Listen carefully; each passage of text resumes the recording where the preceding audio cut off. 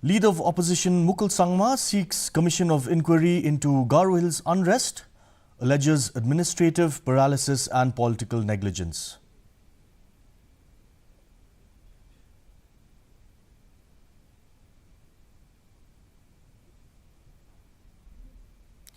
Leader of opposition Mukul Sangma rejects match-fixing allegations with National People's Party, says GHADC cooperation is due to exceptional circumstances. The United Liberation Front of Assam independent attack on Assam police camp in Tinsukia leaves 4 commandos injured, admitted to Assam Medical College. Prime Minister Narendra Modi becomes the longest-serving head of the government in India, surpasses Pawan Kumar Chamling with 8,931 days in office. First, let's look at the local news.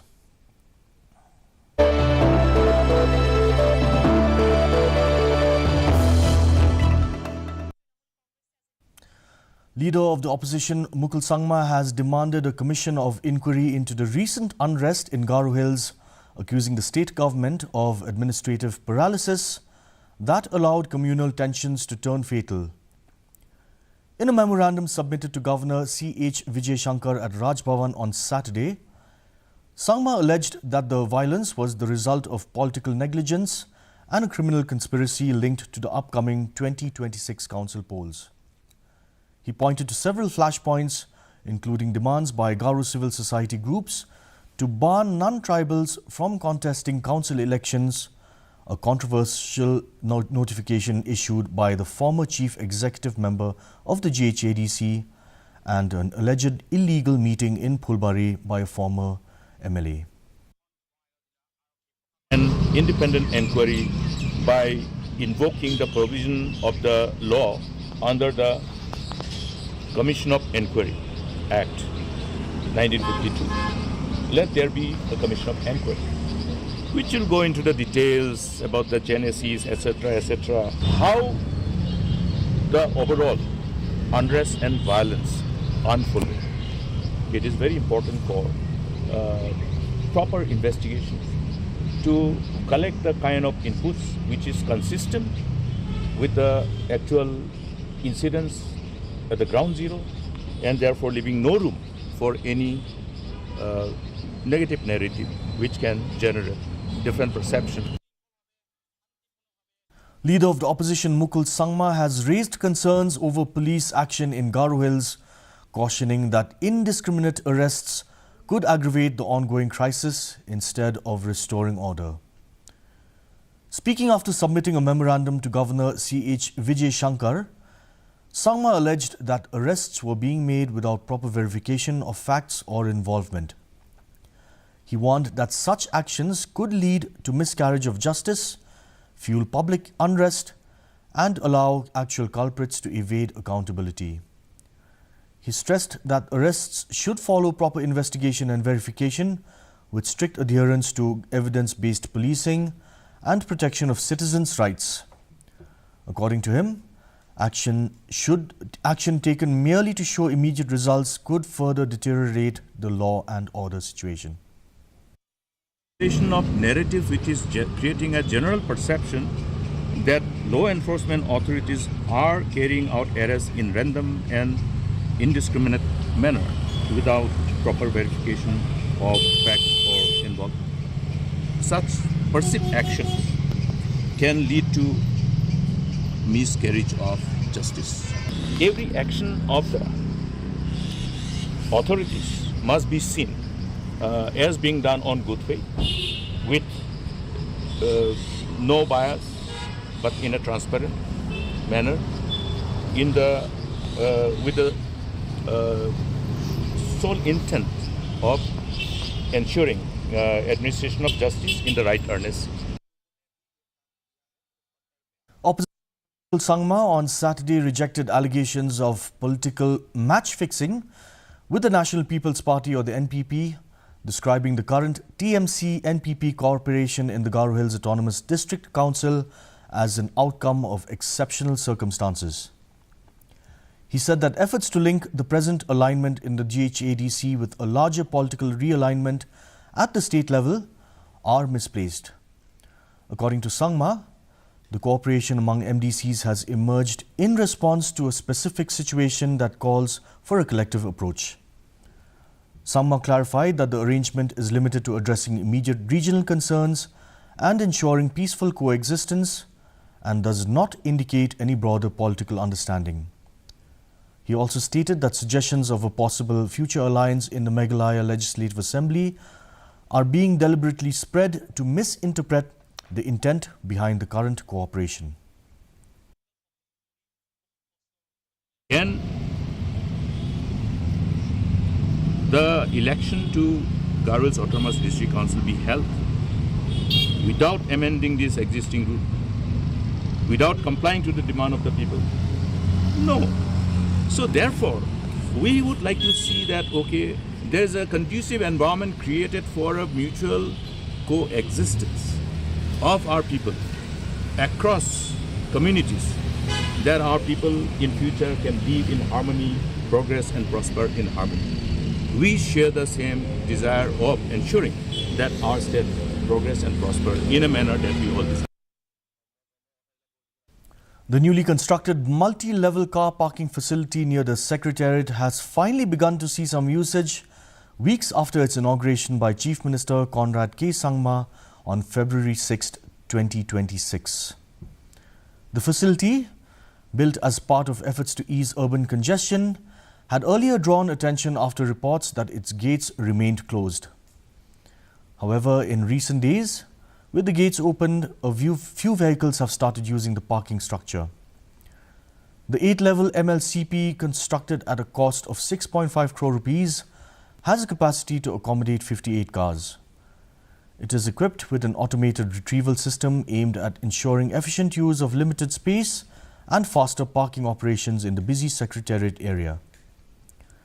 During the inauguration, the Chief Minister had stated that around 9 additional multi-level parking facilities are planned, which together are expected to create parking space for approximately 1,300 vehicles across the city.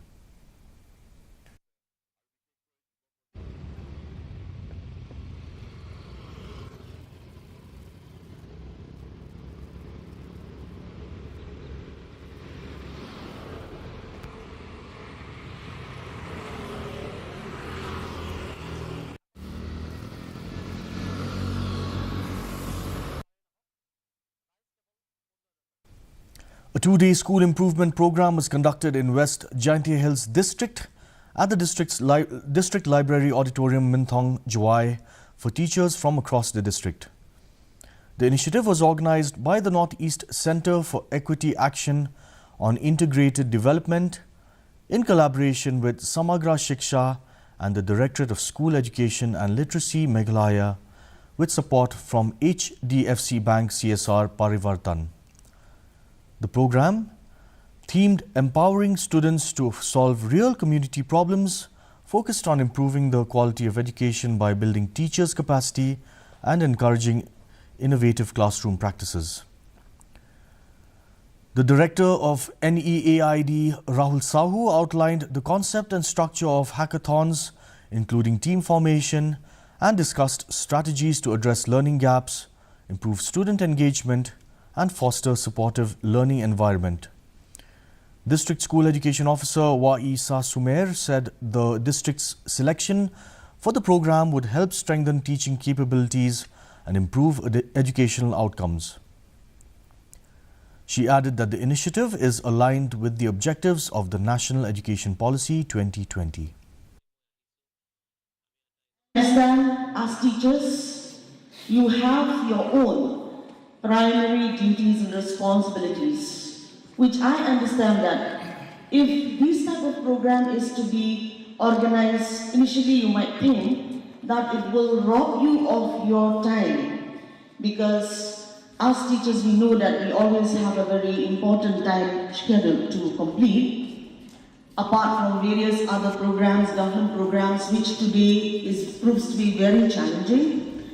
However, let us know that a program like this will build more skills in you, will be able to shape you better, because it is something, it is a program which is done, which is to be organized in close alignment with the National Education Policy and EP 2020. Here's regional news.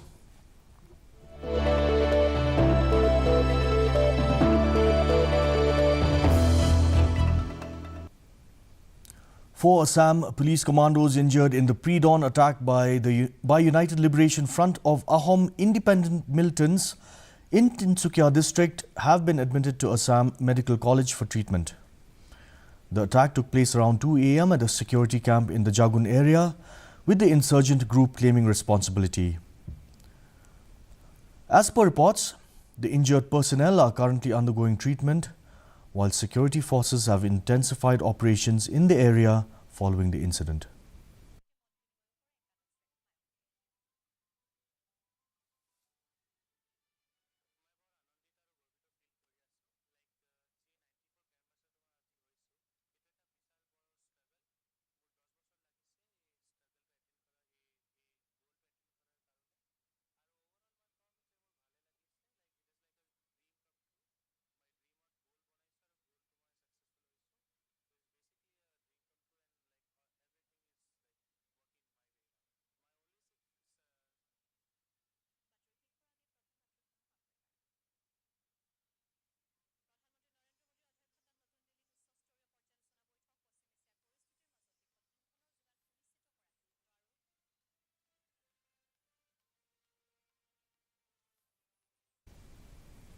Assam Chief Minister Himanta Biswa Sharma on Sunday responded to the suspected attack by United Liberation Front of Assam Ahom Independent on a security camp in Tinsukia district, which left several police commandos injured. The Chief Minister said the situation is being closely monitored and assured that necessary steps are being taken to ensure the safety of security personnel and maintain law and order. He also reviewed the security situation following the incident and directed officials to take appropriate action. Security forces have intensified operations in the area after the pre-dawn attack in Jagun. हुए हैं काफी निंदनीय है। Army और police मिलके counter insurgency operation launch किया है। मेरा लगता है कि जो लोगों ने भी ये काम किया है वो पकड़ में आ ही जाएगा। And now for national news.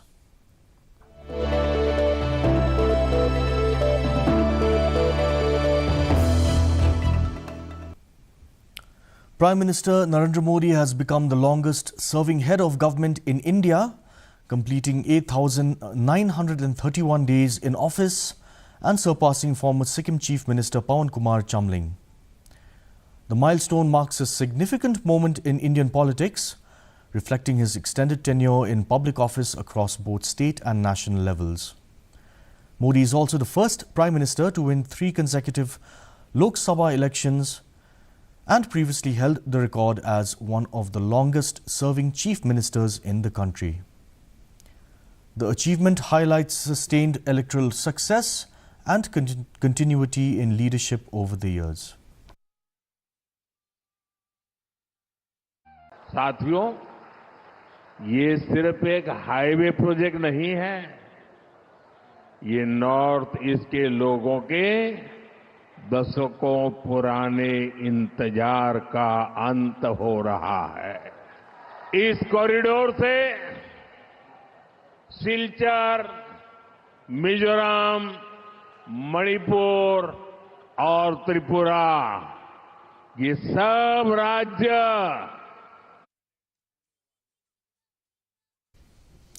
Discussions at the Bharat Electricity Summit 2026 highlighted the role of hydroelectric projects in driving economic development in hilly and remote regions, particularly those inhabited by indigenous tribal communities.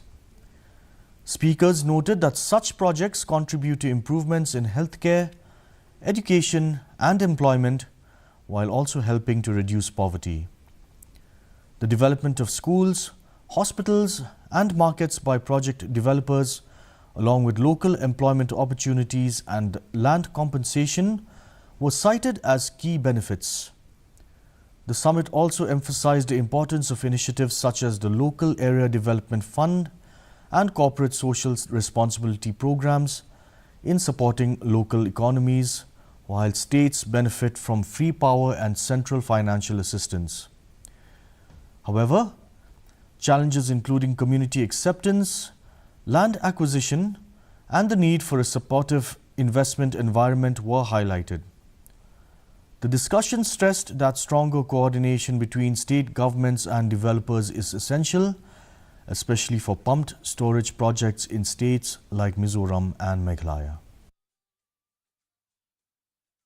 We all know that hydro projects are developed in hilly, remote areas, and people living there are indigenous tribal people. But unfortunately, they are lacking this formal education, apparently because of non-availability of educational institutions. Similar is the case in health sector.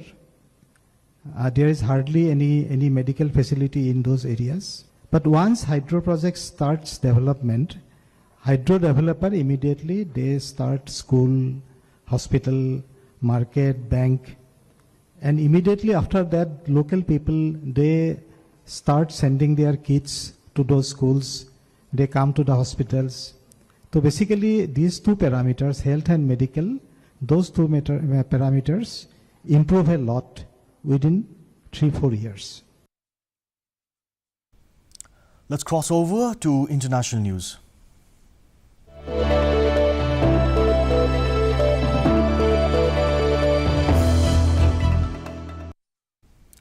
US President Donald Trump on Saturday threatened to obliterate Iran's power plants if Tehran does not reopen the Strait of Hormuz within 48 hours, marking a sharp escalation in tensions. In a social media post, Trump warned that failure to fully and safely reopen the key shipping route would prompt US strikes targeting Iran's energy infrastructure. In response, Iran's Unified Combatant Command cautioned that any attack on its fuel and energy facilities would lead to retaliation against US energy infrastructure in the region, according to Iranian media reports on Sunday. The situation has disrupted maritime traffic through the Strait of Hormuz, a critical passage for nearly 1/5 of global oil and liquefied natural gas supplies. The near closure has already impacted global markets, with European gas prices reportedly surging significantly in recent days.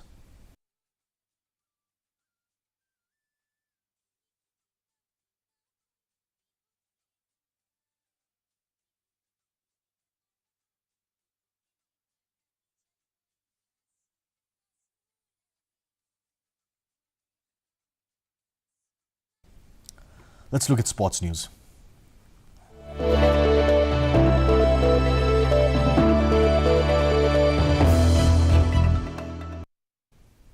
The first Central Rebhoy Cricket League, organised by the Central Rebhoy Cricket Association, commenced at Umsting Sports and Cultural Playground, marking the first ever cricket tournament in Rebhoy district. The tournament was inaugurated by James P.K. Sangma, President of the MEGHALAYA Cricket Association, who attended as the chief guest. In the opening match, Best of the Best Umyam Cricket Club defeated Benris Cricket Club by 6 wickets.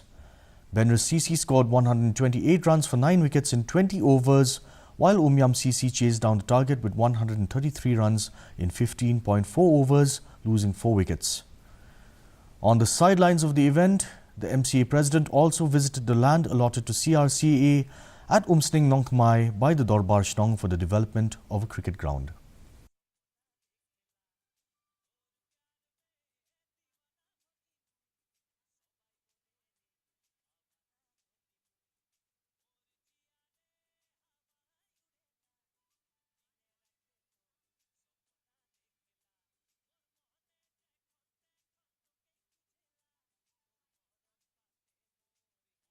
Of the Meghalaya Cricket Association, thank them from the bottom of my heart for this lovely initiative that they are taking for the kind of contribution that they are making to cricket in our state, not just in Central Riboy, but for the entire state, and for the opportunity that they are giving to all the cricketers, the amount of talent that is available in this district to all those players. It is our bounden duty to support cricket at the grassroots level and to help cricket grow and to help our players find an opportunity to not just develop and bring up cricket in their own respective districts, but also to one day, as was mentioned by Bardon, to wear the blue jersey of our great nation. The Biking Challenge 5.0 Open Category ex-CO mountain biking race competition was held in West Jaintia Hills, organised by the West Jaintia Adventure and Cycling Association in collaboration with the Directorate of Sports and Youth Affairs, MEGHALAYA. The event was conducted across Riyat, Langcha, Yingkien Nar and Khimu Snyang Enjoy. The flag-off ceremony was attended by Rudolph E. Lalu, Sub-Inspector of the Supply Department, along with Mewad Kandya, Senior Manager at SBI Life, and members of the association. In the competition, Redolen Shadup secured the first position, followed by Dalenmi Sana in second place and Batmi Kandait in third. A total of 12 participants took part in the race, which aimed to promote sports, healthy living and tourism in the region.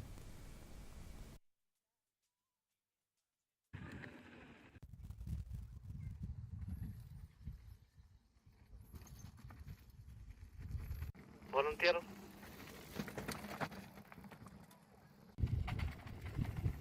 Korpang. Kerpang ready. Kerpang.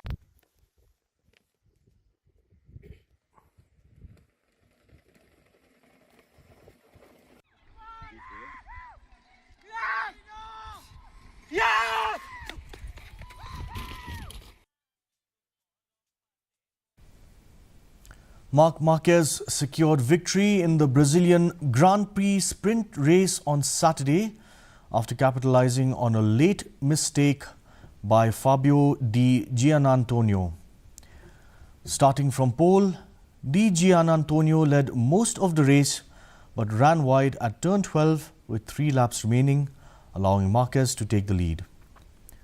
The Ducati rider maintained his advantage to finish in 19 minutes, 41.982 seconds, edging Di Gianantonio by 0.213 seconds. Jorge Martin finished third, followed by his Aprilia teammate Marco Bezzecchi in fourth place. The win marks Marquez's first victory since fracturing his right collarbone at the Indonesian Grand Prix in October, and his first triumph in any format since the San Marino Grand Prix in September.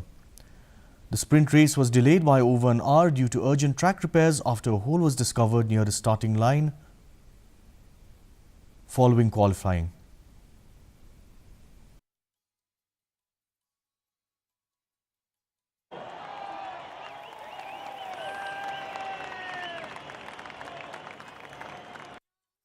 I didn't expect to win this sprint sprint race, especially because I saw in qualifying practice that Fabio Di Gianantonio was super fast in a constant way, and I was struggling a bit more. But yeah, on the race, step by step during the laps, I start to feel better and better.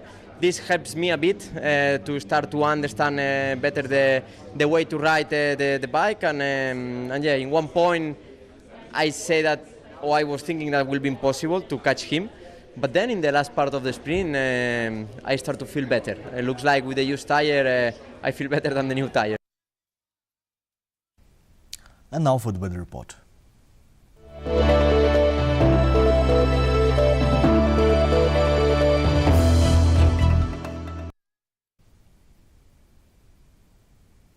In Tura, the minimum temperature was 16 degrees Celsius with the maximum at 25 degrees Celsius.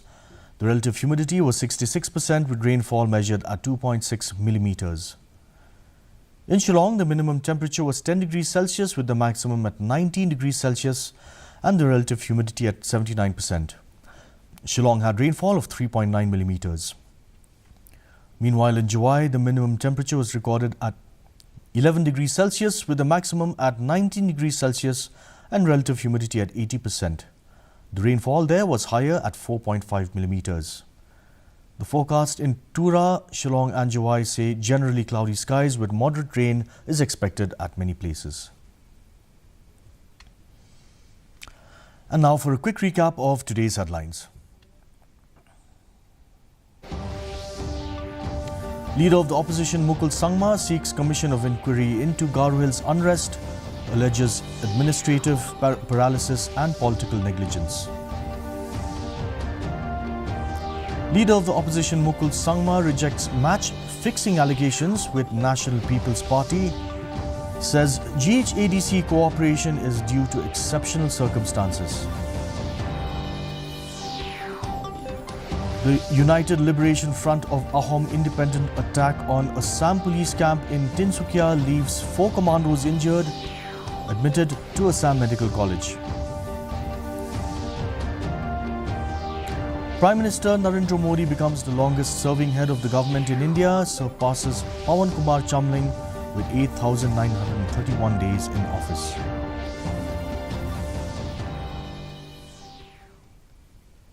That brings us to the end of today's news edition. Thank you for watching. We'll catch you at the same time tomorrow. Have a good evening.